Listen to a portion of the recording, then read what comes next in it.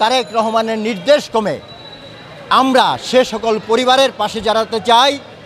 আমরা সেই সকল পরিবারের পুনর্বাসনের জন্য কর্মসংস্থান, চাকরি সহ যাদের প্রয়োজন এবং তাদের বাসস্থানের সুব্যবস্থা করতে চাই।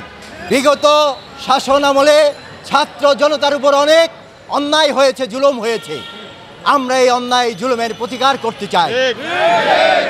ছাত্ররা যাতে সুস্থভাবে লেখাপড়া করতে পারে, শিক্ষাঙ্গনে সেই পরিবেশ আমরা সৃষ্টি করতে চাই।